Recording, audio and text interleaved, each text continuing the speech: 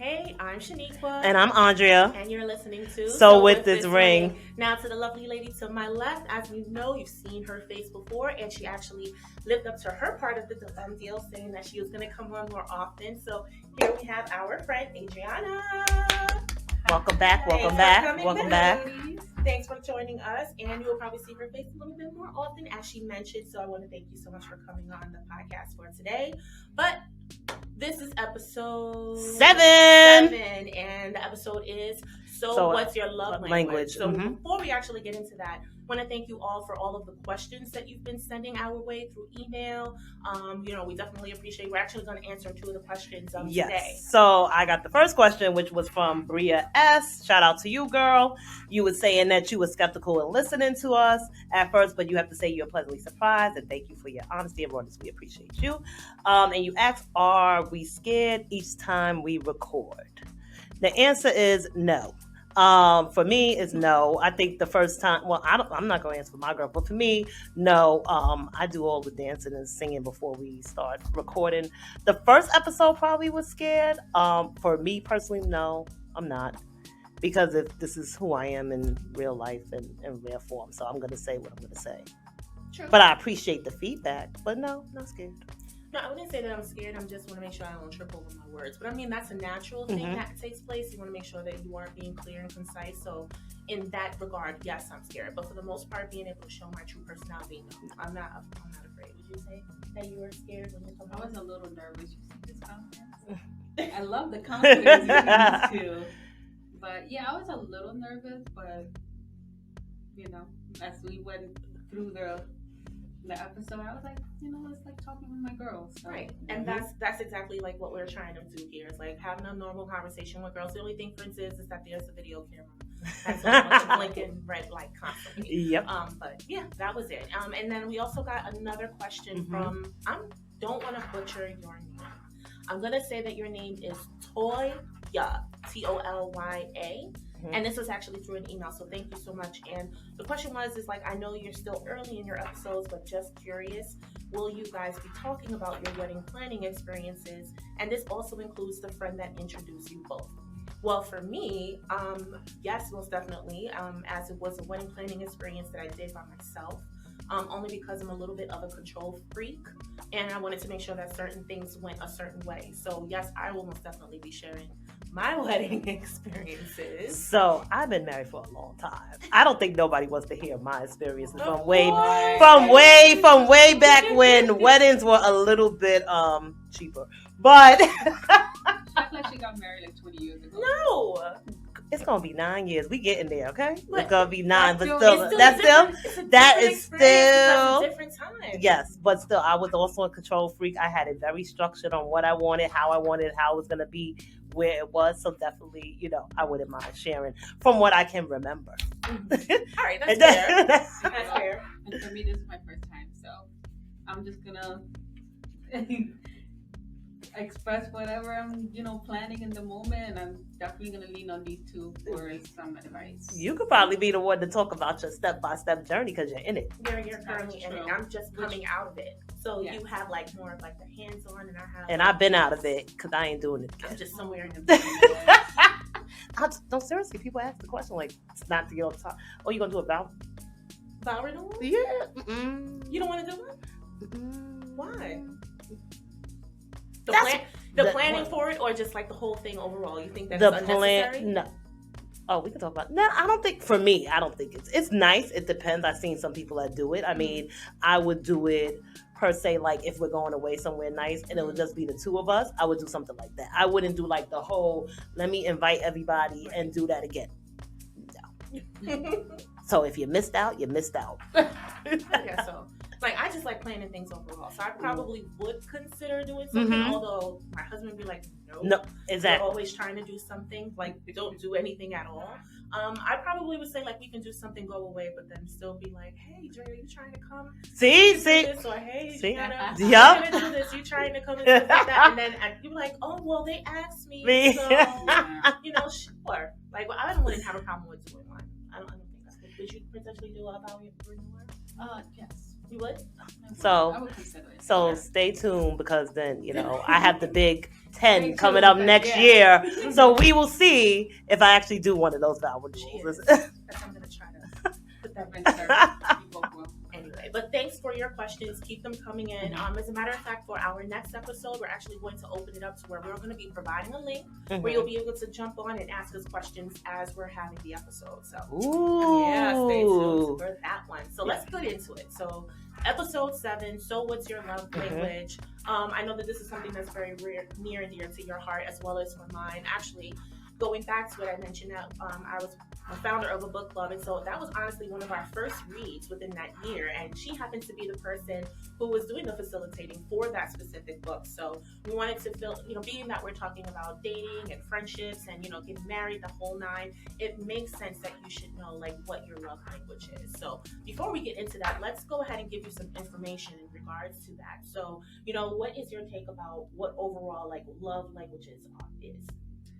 So I think for me, even from reading the book, it kind of helps navigate like how you want to receive love and how your partner wants to receive love. And then also give you a sense of like, if let's say your partner is complaining about certain things that they wish to see from their significant other, pay attention to that, because that's a sign that like that's how they wish to receive love. So it definitely gives you a different perspective in terms of like, it's really simple. Just when you think that love is, complicated, it's actually really simple. It's just based on like, again, like how the person feels and how they wish to receive love, and this is the way they went about it. So I definitely learned a lot from it, and it definitely shifted my perspective and how I approach my partner, and how I also became a big advocate in terms of like what I want from my partner as well, and how I wish to receive love. So definitely a good read. I recommend. Yeah, it was definitely a good read for me, but because it actually helped me in navigating exactly how exactly my partner wished to be loved. Like I was giving him love the way that I wanted, and that might not be something that was, good for him. Where like I want to be able to give him like positive like affirmations, words and stuff like that. Whereas he's just the type of person just of more so acts of service, and we'll get into that a little bit more. But I was kind of like trying to like overpower him with the kind of love that I wanted, not really thinking about the fact that that's not the love that he was looking to receive. Yeah, so that book definitely came in handy. I think it's just good in understanding, helping you to understand your partner more and understanding yourself, and just what you're looking for and what you need. Right, pretty much. And so that's basically the gist of the book, like finding out like your love languages. So I want to say that there's 5. So there's words of affirmation, which is basically like, saying I love you, being that person that wants to hear like everything, all the good. Not so much of the bad things or whatever, but you want to hear like all the good, all the positivity in word form. And then there's acts of service, which is where you're actually providing little things here and there that you can provide to that person to let them know like I'm thinking of you. Help me out here. Like you're doing little things, whether it's like if they're stressed out for the day and they know that there were certain errands or chores that they need to complete, you're doing it for them as a way to show them like, hey, just relax, okay, I got this. Right. And then also there is quality time, which is just really important. Yeah, just spending that time. Spending that time is not about buying the gifts or the presents. It's just mostly being there in the moment, present, doing certain things, whether y'all just watching TV together or having a meal together or just, doing things together as a couple. Right, where it's uninterrupted. So it's not being shared with other things, whether it's an electronic device or a book or friends and things like that, being able to, carve out that time for just you and your partner, and that's it. Whatever it is that you both want to do together for that specific moment, that's exactly what you guys are doing. And the other one is a physical touch. So, being more intimate, like a hug here, a kiss here. Not necessarily like too much on a sexual level. But it's what you said with the hug. So it's mostly, some people be like, I'll say the words I love you, but some people need it in the physical form. So like giving a hug, a kiss on the cheek, or a kiss on the forehead. Those are the type of things. Cuddling, Yeah, so it doesn't have to be like fully sexual, but just those like small intimate things that you can do to just let the person know that you love them. And then I think the final one is gifts, receiving gifts. So this is where you can actually, show it monetary, like buy them a bracelet here, a necklace here. You saw that person wanted these shoes, you're buying them the shoes. Just because. And the bag just because. not because of the fact that it's forced, but it's something that you know Doing that's it. what you really want. You're doing it on your own. You're not like waiting for the person like to tell you, oh, buy me this. Mhm. You're buying it just Right, because you want to. It's not like force, Yeah. basically. So those are basically the 5 love languages has been in the book, and a lot of people who are in relationships and things like that, they really are saying how much that this has helped them because now they can understand themselves and their partner. There's also, if you were to go to the website, 5 love languages, there's a quiz there, which each of us, we actually took the quiz recently because, through time, your love language can change. It's not going to always remain the same. And the good thing about it is it's like a nice little quiz. I want to say about maybe 15, 20 questions at most. And it's asking you certain questions about like what you like about the other person as far as, what they provide for you. Yeah. And then it gives you like a certain percentage, giving you like your top 2 and, everything else that trickles underneath it as far as what your main love language would be. So I'm going to shoot it over to you, Adriana. What were your top love languages? So it shifted a little bit in terms of like 2 of them kind of tied, but the primary one has remained the same, which is words of affirmation. And then the 2 following that tied together is quality time and physical touch. Okay. And so why do you think it would potentially shift? I think it's because I am, like, when it comes to physical touch, I'm a very affectionate person in a relationship. So if I'm like really in love and into the person, I get very touchy-feely, very affectionate. Like, I want to hold your hand, I want to hug you, I'll be on top of you. Not all the time, but for the most part. And then some of the questions that came up around like hugging or just even by touching hands, I was noticing that I was gravitating towards answering those questions. So I think that's kind of what happened. Yeah. But previously when I took it, it was always words of affirmation and quality time. The very first time I ever took it, which was for book club, it was quality time first, then words of affirmation. Yeah. When you took yours, what was your top 2? So I have to pull it up because I don't remember. So, but no, I do because I didn't realize it goes by, and I did this years ago. And I think the first time I did it years ago, it was saying gifts. But I actually had 1 main one and 2, like the rest of the categories were like tied neck to neck. Yeah. So the first one for me was physical touch. And then the 2 that went together right after that were words of affirmation and acts of service. And then the funny part, quality time and receiving gifts were like the least. Yeah. And I can see why for those, why they were the least. But the physical touch, I can see that because that's, as you be in a relationship for a long term and continue going on, things tend to change. So some things may be different. So in the beginning, it may have been, the gifts or the quality, time. Yeah. But the physical touch is, more important, especially now with everything that is happening. Yeah. So I think with answering the questions, my mind, when I was just thinking about certain things that's been, happening and going on. So that's why I was like, I could see why it went like that. Yeah, and as far as for me, the top one for me was words of affirmation. Because, even though I can be a little bit of a control freak, I like to be able for people to say, that was a good job or something like that. Although receiving compliments is weird. Me receiving a compliment actually places me in a very weird and cringy spot. Like, oh, okay, well, thank you. Because I don't know necessarily how to respond when someone does provide me with like some kind of like compliment. Because I don't want to come off as, oh, she's being too much. She's being conceited, very full of herself. And then I don't want to, for people to be like, well, damn, I gave her a compliment and she didn't know how to respond. Yeah. So words of affirmation for me actually came up at the top of the list. And then the 2 that was tied was actually acts of service and quality time. So very similar. We have basically similar things. Yeah. Quality time for me is more because of the fact that my significant other is very much so into being in all of these different group chats and stuff like that with her. They're talking about sports, they're talking about this, they're talking about that. So in the moment as we're sitting down and we're talking, he's just like, oh, I missed you. And it's just like, oh, pick up his phone really quick. So I think, those things that we keep in the back of our mind really came out in the quiz that we took. And then also the acts of service was also another thing, as just, a person that always wants to be on top of things and making sure that things are in order. Just him being able to say, hey, don't worry about that, sit down, I got that, was, that was something that was high on my list as well. But if I had took this test before, it was honestly quality time was number one, and then gifts were second, which was weird to me. You know, for me being, you know, growing up as independent, anytime that I would actually want something, like I never thought to ask anyone else to get it for me. Like I would get it. But maybe again, like things change and shift over time. But I think with quality time, it's just because when I looked at it, I was like, oh, that's that list, because I know for me, my quality time sometimes by myself.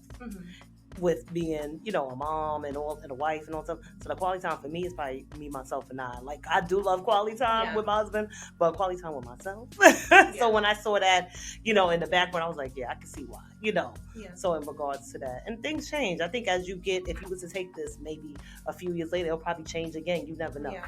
It's whatever it is that I guess you're needing at that particular time. When you're taking the quiz, that's what actually has a lot to it. But you know what? You pull up a good point, because when I thought about quality time, I never thought about it in a sense of by yourself. I thought about it in a sense of you and your significant other, like sharing that time together. I never really thought about it in a sense of quality time with yourself, getting to know yourself, separate from like your significant other. So that's a good thing. I never. Really and then even with your defining, I think all of it incorporates one another, honestly, when you're thinking about it. But even with like the physical touch part, you have to, like, the questions, it was just funny with certain things, like do you like put down your phone? Do you enjoy putting down your phone and just having that? Do your, you know, partner puts down the phone and talks to you face to face? And I can say my husband does. My husband's not a phone person. He's only into the phone to play games or whatever. He's not a texter, none of those things. So definitely it's like having that, you know, it defines it when you're thinking about it, the question. So it's interesting. Now, let me ask you both, like, did you find it hard to find out what your current significant other's love language was? Did you ask them to take the quiz, or was this something like over time you developed, okay, this is probably something that he does not necessarily really care too much about, let me scale this out and start focusing on other things? Do you think it was trial and error, or do you believe it's something to, like, it just came out of nowhere, just randomly? I know for me, mine's always put it. I never had him take the quiz, honestly, because he's not. I'm just telling you that. If they know him, they know how he is. He ain't going to do it. But I already know his is physical touch, so I already know that. It's whether it's hugging, you know, cuddling, all that other stuff. That's for him. That's for me. And I know that from through the years, because he was, you know, he's always been an affectionate person. Me, on the other hand, I wasn't. It's the same for me. Like with my partner, he also likes the physical touch, like the hugging and everything. I also told him to take the quiz as well, just so that I can, you know, get a better sense if there's a secondary love language maybe in addition to physical touch. And he actually scored highest for acts of service. So that was something different. And so I was like, now I know in the back of my head moving forward, if I do certain things for him, it's interesting, because kind of similar to what you were saying, that it's weird for you to receive compliments. Like when you do something for him or like surprise him, you'd be like, oh, you didn't have to do that. Like, but I deep down inside I really love that and appreciate that. So that's definitely him as well. So and then for me, for my current husband, it's crazy. For him, he's more so, he scored really high on acts of service. And then everything else was like a very low percentage. His main thing is acts of service. He wants to feel like he's being helped in you know, whatever the case may be. And it could be from his actual growing up. You know, in most Latino households, men don't really have to do too much except for provide for their family. So they're working and things like that. And then everything in the household is basically supposed to be like taken care of, like the cooking and all of that stuff or whatever. So for him, I guess that's a part of the reasoning as to why his thing is high up on the board as far as like acts of service. And then the second thing, which was again very low in percentage, was receiving gifts.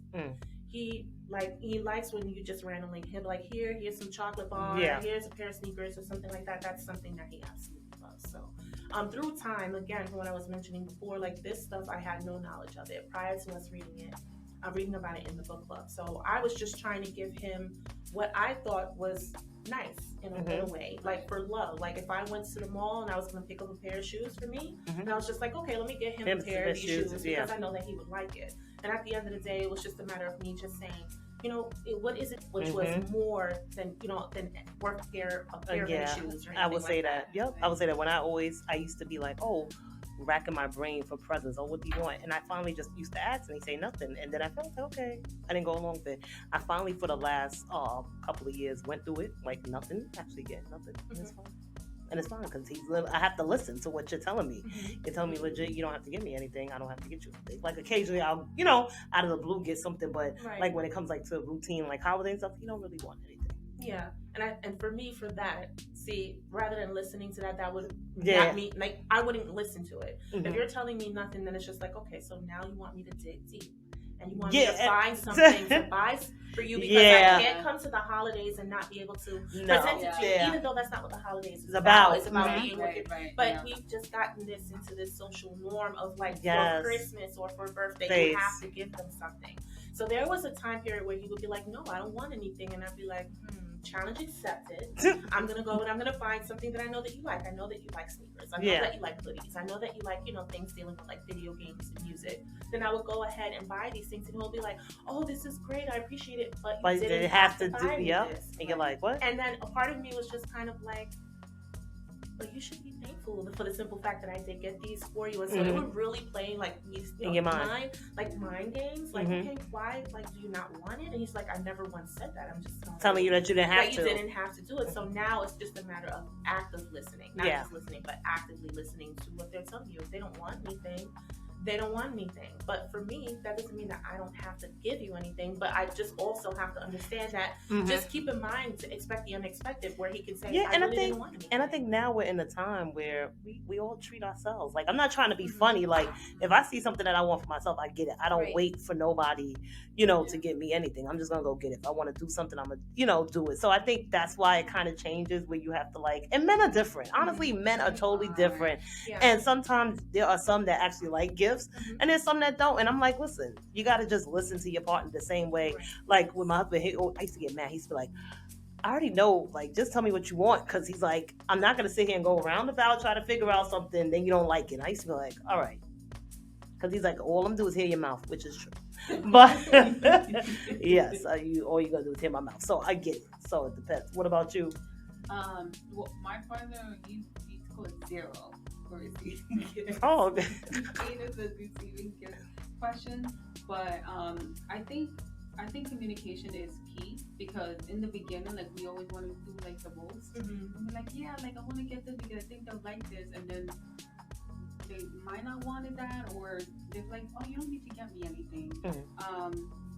And now we got into the habit of like just certain time periods of the year we may want to give something to each other.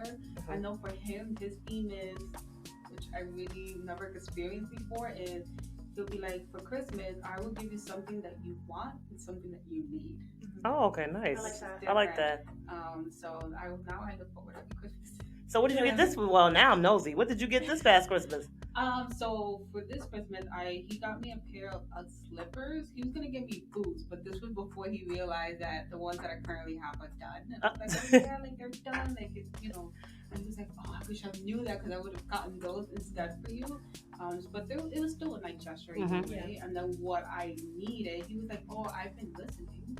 You've been saying that you always complain that your feet hurt, when you're doing like long walking or you're working out and stuff like that. So I paid attention to that, and he got me like this foot massager. Oh, nice! See, it helps to pay attention. So that's very good. That's very good. Yeah. Since you're talking about gifts, what did you get for Christmas? Oh my goodness! Why am I want to know? No, I'm joking. So I actually got two Pandora. They are actually on me now. Pandora charm bracelets. Because my husband knows I like charm bracelets, so that's what I had got. Because it was like, my birthday, and then our anniversary. Everything falls into place. It does. So. Yeah. So he broke. But I'm just.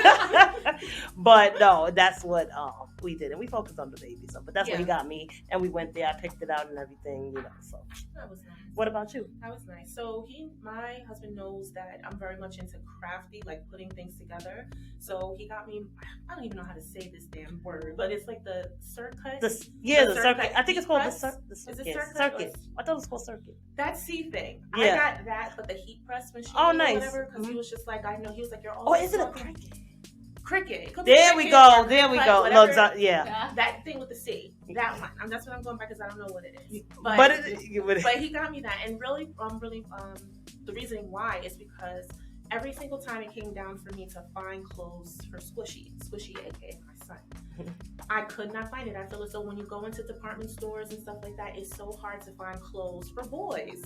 So I was telling myself, I'm about to just buy a whole bunch of things in bulk, create my own designs, print them out, and then start making his clothes because I just can't. Like, you go through, it's just kind of like, if you have a girl, then you're going to have rows and aisles. Yeah, and all so these with things boys, it's like a little thing. Cause I remember somebody told me, it's funny, we're getting off topic, but still, the same thing. They would say, oh, you can get cheap clothing for boys. No, you cannot. No. I'm going to say that. No, you cannot. You have to get them top quality, good clothing. So when I get my kid clothes, it's good clothing because I know it's going to sustain. And then there's clothing for, when he goes to school, and then there's clothing for when he goes out. Exactly. But there's other stuff. Walmart's always good. We can talk about that on and on. But still, but it's like the same thing. I get what you're saying. So it's nice to create your own. Yes, and I was just kind of like leading into the simple fact of like what you were mentioning about listening. So he was listening to the fact like, okay, you're always talking about not being able to find certain things for Squishy whenever you want to. So, and I know that you're very much into like putting things together in crafts. So he got me the C. The cricket. It's the cricket. Cricket. The cricket. It's the cricket. It's the cricket. I heard people call it the cricket. It's a very and they good. could be saying it wrong because it's CUT at the end. It's cut. It's cut. Cricket. We do. If somebody emails us and clarifies, y'all get the. We'll get the gist what I'm trying to say. I'm not trying to butcher the name. But it's really a good machine though because you could do a lot like with the. That's why they call it cut because you can cut. You can make your own things and design. I'm really excited on opening up that for myself. So but yeah, that's what I got for Christmas. But reeling it back in to the episode and everything about like what's your love languages. I feel as though it's just very important that you not only know for yourself what your love language is, but then also knowing what your love language is for your partner. Whether they take the test, we were lucky enough to get it. Actually, my husband did take the test, but that was like years ago. Yeah. But if you're lucky enough to have your significant other take the test, and I say do it, actually you can turn that into like a nice little date night. Yep, where with you some both dinner. take the test or whatever, and then be able to talk about it. Look at that, Valentine's Day coming up. We just gave you some ideas. There you go. So definitely, and also if your partner's not into that, it's still like we talk about this all the time, having a clear conversation. So I think it's having those conversations which are healthy about what your partner needs and what you need in a relationship, because it can change from time, time to time in regards to that. So that's also, something to incorporate as well. And so what would you, as far as like implementing your love languages, that should be done like on a daily basis and not just when it's coming around like the holiday season. Because I think that's what people normally do. We start thinking about like the holiday. Okay, so what's his love language? What can I really do? So I made sure for me what I worked on, and as coming up, growing up, I make sure I say I love you, like to the point that my little son says I love you. Like he'd be like, "Mommy, I love you." Like you random. I'm like, I know, I love you too. In my head, I'd be like, oh, this is too much. But I'm like, you want to have that out there because, I always say life is too short and you never know what happens, in life. So I always just make sure to express or, appreciate how I feel, or just showing the love, whether it's giving, my husband a hug or giving my son a hug, because he's included in that too, because we're a family. So just making sure you are expressing it, and not just when you have an argument or when you're angry and something, just every day. And even with like the quality time, even though it was low, it's so funny. I was like, oh, don't make no plans next week, which is coming up.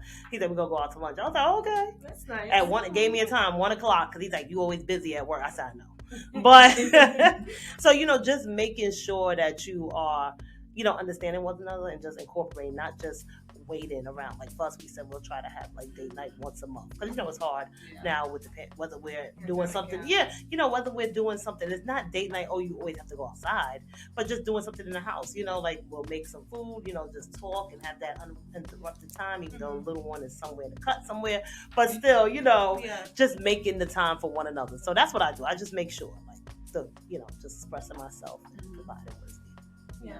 On a daily, not just when I'm mad at you. Okay, now, but The main thing is to be consistent with it, as far as with your love language. language, your own, and then also for them as well. And so, I try to do that as well, just understanding, like, I know that these are the things, so I know that it's acts of service. Let me try to figure out what kind of act of service that I can do on a daily basis that will make him feel like I'm listening to what he's asking for. So whether it's a matter of, making sure that his electronics is all nice and clean and in proper way and stuff like that, doing that for him, or he's really big on like keeping his shoes in a certain way, because he likes sneakers and all that stuff. So just making sure that that's like clean and placed inside or whatever. Just something simple. It doesn't have to be anything big or just asking, because I know that's what we do too. We ask, like, he'd be like, if he sees I'm overwhelmed, like, listen, you need me to take on this part, and I'd be like, yes.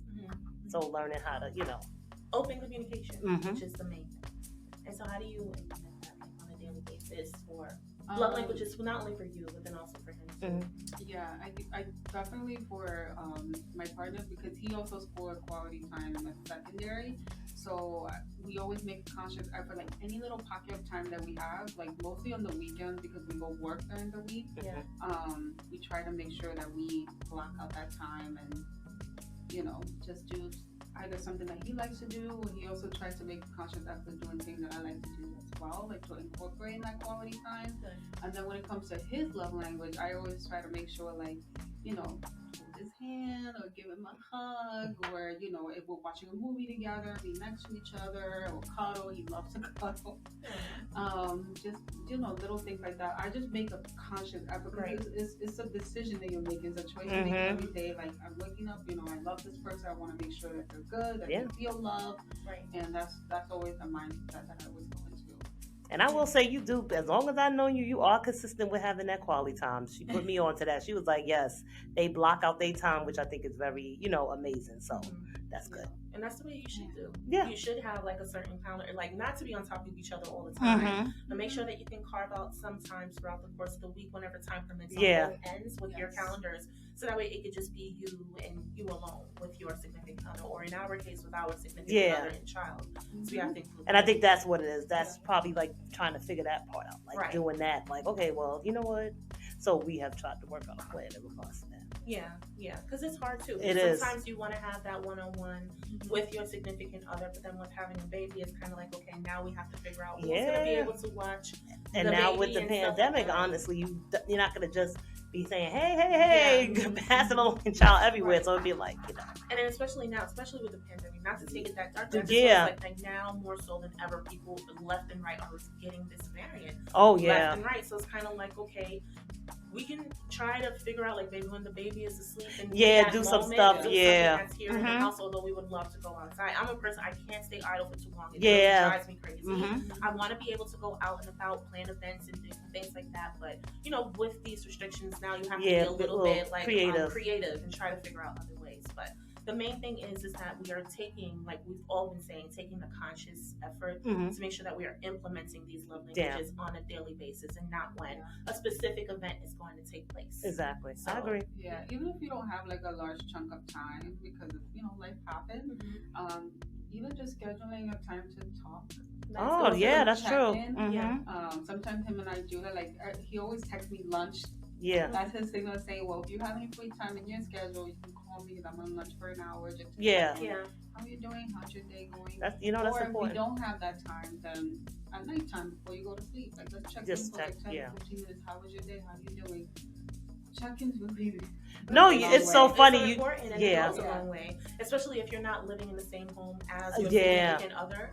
Because that was me for a long period of time before we moved in, and so we had to basically set a schedule that worked for us both, because our schedules were at some point it wasn't syncing together, where his days off didn't match my days off, and like with me having a big workload, so to speak, like it just like sometimes I'll be like, babe, I'm just really tired, I really don't have the mental capacity to sit here.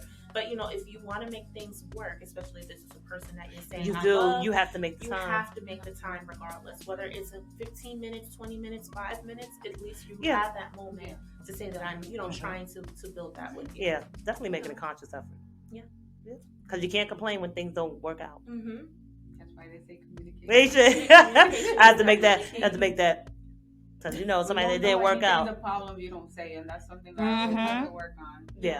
Because I think overall, in the end of the day, we're trying not to be combative. We're not. Yeah. We don't want to be like that naggy person. But the thing is that if you just communicate from the very beginning, okay, this is what I need from you. Let's try to figure. And what is it that you need from me, so we can find that balance to make it work. Definitely. Then that will definitely eliminate any possible, issues or anything like that coming in. So I'm satisfied with this episode. What about you? I'm good.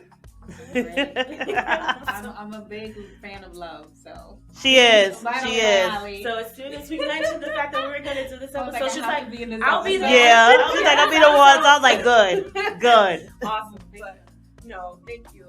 So I don't even want to say thank you for coming on because.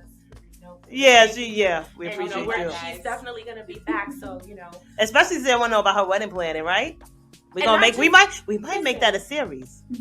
We're still gonna find out what exactly because you keep trying to put it on 8 sprinkling years, 9 years, going on 10 years next year. There's wisdom behind that. Ooh, next thing y'all gonna be talking about. Let's talk about babies.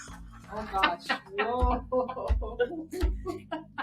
We're still very young chicks that can potentially have more kids down the line. Listen, you don't know. Don't say not me. Not say not me, and then we have newly engaged over here where that's that's a possibility for her. I'm talking about myself, and we could go into that at another time. Y'all already know. Y'all know I'm counting down. Anyway, stop it. So we will definitely be hearing something about babies coming soon, whether it be from Adriana and whether it be from me, because we do plan within the next year or two of having another baby. So we want to go through that milestone with you and be transparent. And they are looking this way like they're trying to expect me to say something. Because you don't know. You never know. You never know. Ain't no never know. I am not. Listen, that is a conversation. I am not that one. Well, you'll join us in our conversations as you still know what it was like. Like I do. All right. I definitely do. So that's all we can really ask for is looking for that transparency, whether you want to have another baby or not. You can help assist out with that. I sure will. I call myself that. But with my one, I got a lot of nerve, but I'm just saying. Anyway, I want to thank you guys all for listening in and tuning in. Definitely thank you to our new ringers who started following us. Yes. Definitely appreciate it. For those who reached out and said, hey girl, thank you for the code for the wine. Appreciate you and they appreciate you as well for the subscription and everything like that. So anything that we can do to help out, to provide like discounts here and there, we'll do our best in our due diligence. And definitely we appreciate the support as always. You can find us on all streaming networks. I feel like it's redundant, but I like to remind people the best one to find us on is YouTube, where you can see us here live and the form. And we're also on Spotify, Anchor, Google, Apple. We're on everywhere. We're everywhere. We're everywhere. Well, we'll get to everywhere at some point. Yeah, I'm putting it out there. So we're everywhere. Manifesting. Yes. That so be we're everywhere. Episode for the next time is manifesting. That was good. Right? Yep. Right? So, of course, thank you to our lovely friend, Adriana, for coming on. And then having me. As she mentioned, she will be back on for another episode. But, of course, thanks again. We're never going to stop saying thank you. Mm-hmm. And we will see you next time for episode 8. Yes. 8. It's been 8 weeks. Yeah, Time is ticking away. So we'll see you next time, same place, every Wednesday at 8 p.m. Yep. Have a great one. Bye, guys. Bye. Hi, this is Adriana, and you're listening to So With This Ring.